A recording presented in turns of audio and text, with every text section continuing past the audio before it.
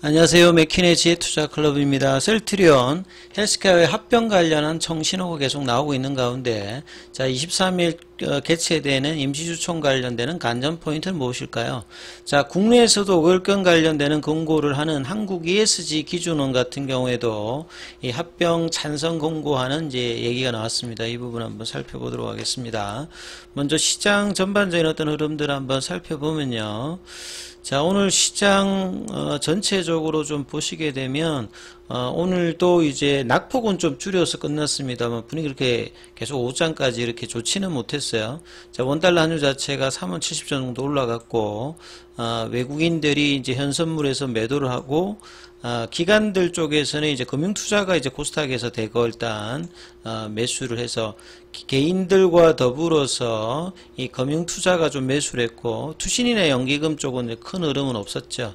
그래서 이제 코스피 같은 경우에는 19포인트 낙폭을 좀 줄여서 2436선까지 일단 내려갔습니다. 코스닥 같은 경우에도 1.49% 이제 장중에 한 2% 중반까지 빠졌다가 낙폭을 좀 줄여서 810선 정도까지 하락을 하는 모습이었고요. 코스피 쪽에서는 한 2배 이상 하락 종목 수가 많았고 코스닥에서는 4배 이상으로 하락 종목 수가 많은 어떤 모습이었습니다. 자, 이 뭐 삼성전자나 하이닉스 쪽에 이제 반도체 소부장 같은 경우에는 뭐 파크 시스템즈라든지 아비코전자 이런 몇 종목들은 이제 플러스로 일단 끝났고, 자, 2차 전지 쪽에서는 이제 어닝 쇼크 관련되어서 에코프로나 에코프로비움이 이제 장중에 이제 갭다운해서 밀렸던 부분에서 오후장에는 에코프로는 일단 플러스로 일단 끝났죠. 에코프로비움 같은 경우에도 갭다운 양봉으로 좀 이제 끝나는 어떤 모습을 보였습니다. 자, 제약바이오 관련되는 부분에서는 셀트리온이 0.42, 셀트리온 헬스케어가 0.78%로 결국 이제 최근에 이제 주가 흐름에서는 이 합병에 대한 어떤 기대감을 강하게 나타나고 있지는 않습니다만 합병의 어떤 불확실성이 이제 주식 매수 청구권 가격보다 이제 수급의 압박으로 좀 떨어졌다가 13만원대에서 이제 14만원 중반까지 오면서 다시 이제 그 9월 달에 크게 올라가지도 않고 요 시점이죠. 15만원 부근에서 이제 한 일주일 넘게 플랫형을 하고 있던 부분이 이제 9월 말에 시장의 어떤 FMC 이후로 매파적 동결 이후로 이제 시장이 좀 안 좋아질 때 그래서 이제 한 뭐 14만원 중반원에서 13만원대까지 이제 급락을 좀 나름 하고요. 다시 이제 이런 ISS라든지 여결권 이제 그 공고 관련되는 기관들의 이제 합병 찬성 소식으로 그나마 이제 13만원권에서 14만원대 중반까지 올라오면서 이제 주총 전에 얼마만큼의 이제 반등을 보여주느냐, 가장 뭐 좀 심플한 거는 15만원대 위로 이제 이제 보내놓고 이제 보는 것이 가장 중요하겠죠. 그래서 차트상으로는 단기 이제 5일선과 20일 이평선 위에서 지금 거래량은 좀 작은 게 역시 신뢰도는 좀 작습니다만 최근에 이제 이렇게 연봉이 나왔을 때 바로 이 연봉을 양봉으로 이제 바꿔채고 그 다음에는 이제 갭을 띄워서 5일선 위에서 지금 5일 동안 일단은 견조하게 일단 움직이고 있어요. 수급상으로 이제 이런 부분들을 보시게 되면 오늘 이제 프로그램 쪽하고 외국계 기관들이 일단 셀트리온 쪽으로는 매수 흐름이 좋으면서 강한 뭐 상승은 아니었습니다만 수급 흐름이 나쁘지 않았고, 뭐 3분봉으로 보시게 되면 아침에 이제 14만 5,300원, 14만원대 이제 그 14만 5천원대가 나름 이제 저항대 흐름으로 좁은 박스권을 좀 흐르는 어떤 모습을 좀 보이고 있었죠. 자, 그리고 이제 이런 부분에서 이제 거래운 순간 거래량에서는 JP모건 쪽에서 이제 매수세 흐름이 나왔고, 셀트리온 헬스케어도 이제 비슷한 흐름들. 근데 셀트리온 제약 같은 경우는 여기 좀 따라가지 못하는 모습을 보이고 있고, 이 강한 흐름이 이제 본래 이제 합병이라고 하면 셀트리온 헬스케어가 이제 세게 올라가면서 셀트리온이 따라가야 되는데 합병 비율이 이제 그러다 보니까 셀트리온 헬스케어가 올라가지도 못하고 셀트리온이 이제 회복을 못하는 뭐 이런 국면이 있습니다만 조금씩 이제 그 괴리를 좀 줄이면서 23일이니까 지금 뭐 이제 얼마 남지 않았죠. 예, 거래일수로 보면 뭐 며칠 남지 않았기 때문에 자, 이 흐름들에서 이제 15만원대 위로 올려놓고 흐름들 만드는 것이 일단은 가장 중요한 부분이다 이렇게 보여집니다. 자, 기사 관련되는 부분을 좀 뭐 살펴봐 드리면요, 결국 이제 합병 관련되는 부분, 이 주총 관련되는 부분이 이제 23일 날 개최가 되는데요. 예, 지난달부터 이제 진행되어 온 합병 관련해서 반대 의사 관련되는 부분들은 지금 이제 진행이 되고 있는데, 요거하고 이제 별개로 주총에서 이제 의사를 반하게 또 할 수도 있거든요. 그러면 이제 그렇게 이제 반대 의사를 이제 주총에서 이제 바꾸신 분들 같은 경우는 이제 주식매수 청구권이 행사가 안 될 거고, 그 다음에 이제 주총에서 이제 반대 의사를 이제 결정하신 분들 같은 경우에는 주총 이후 다음 달까지 이제 주식 매수 청구권 행사가 가능합니다. 결국적으로 가장 뭐 중요한 게 주가일 거고요. 이런 부분들이 이제 13만 원대까지 떨어졌을 때는 상당히 조금 분위기가 안 좋았는데, 결과적으로 이런 부분 좀 졸리게 되었던 게 의결권 자문사인 이 ISS가 셀트리온과 셀트리온 헬스케어 합병에 찬성 의견을 제시하면서 이 합병의 어떤 불확실성이 조금 이제 해소가 되었죠. 자, 그런 차원에서 국내에서도 이제 양대 이제 의결권 자문기관인, 제가 국내에서도 이제 이 의결권 자문기관이 좀 어떻게 돼야 되느냐, 이런 기사도 좀 나와야 된다 이렇게 말씀을 좀 계속 이제 지난주부터 드렸는데요.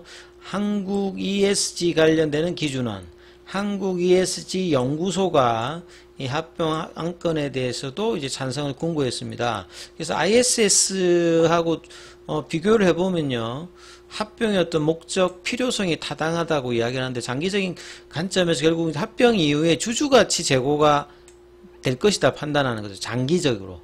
네. 내년도 당장에 이제 뭐 이렇게 재고 논란이라든지 합병 이후에 매출액이 좀 줄어든다든지 이런 것들이 있기 때문에 단기적으로는 주가 흐름이 이렇게 급등한다든지 이렇게 평가는 안 받습니다만, 장기적인 관점에서는 합병을 하는 목적 자체, 그 다음에 합병 전후의 어떤 최대 주주 지분율이라든지 주식 매수 청구권이 일족 때까지 이제 준비한다고 그랬지 않습니까? 그러니까 이런 것들을 본다라고 하면 주주 가치를 훼손할 만한 어떤 상황이 아니다. 이렇게 뭐 크게 이렇게 다르진 않아요.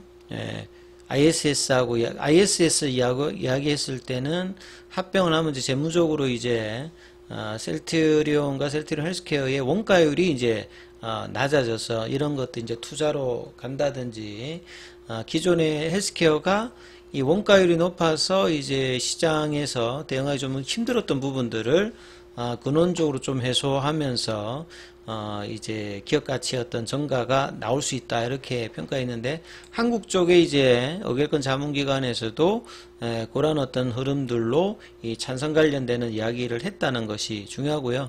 장기적으로는 결국 이제 합병의 어떤 불확실성이 없어지면 2030년도까지 이제 글로벌 빅파마의 도약, 12조 정도 되면 뭐 한 5조 정도만 넘는다 하더라도 글로벌 빅파마 건에 이제 들어가거든요.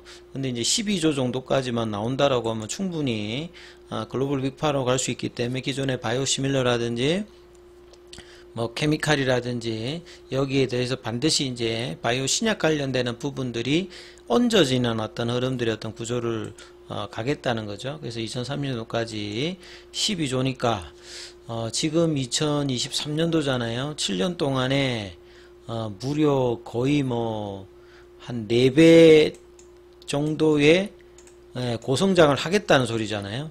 이걸 이제 기존의 바이오시밀러가 6이고 신약 관련되는 부분이 4인데, 이런 부분들의 이제 그 단초를 볼 수 있는 부분들은 결국 램시마 SC와 유플라이마거든요. 그래서 올해는 이 실적단에 관련되는 부분을 그렇게 많이 못 봅니다만, 합병 이후에 이제 실적단에서는 이제 재고가 떨어지고 나면 램시마 SC와 유플라이마 관련되는 부분들이 얼마만큼 견인을 해주느냐가 이 장기 어떤 주가의 어떤 회복에서도 상당히 중요할 것이라 보여집니다.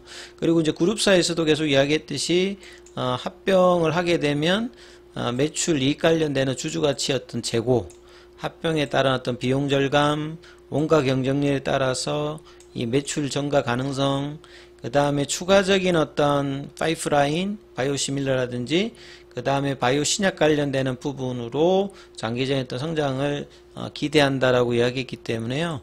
자, 이런 부분들이 합병을 이제 기점으로 장기권 이제 바닥권에 있는 거의 이제 뭐 2년 가까이 지금 헤매고 있는 이 가격에서 벗어난다. 이렇게 벗어나려면 이제 가격대로는 한 20만원이 넘어가야 확실하게 이제 바닥권에서 넘어가는 거고요. 이게 이제 돌파 관점에서 본다라고 하면, 결과적으로 이제 차트상에서는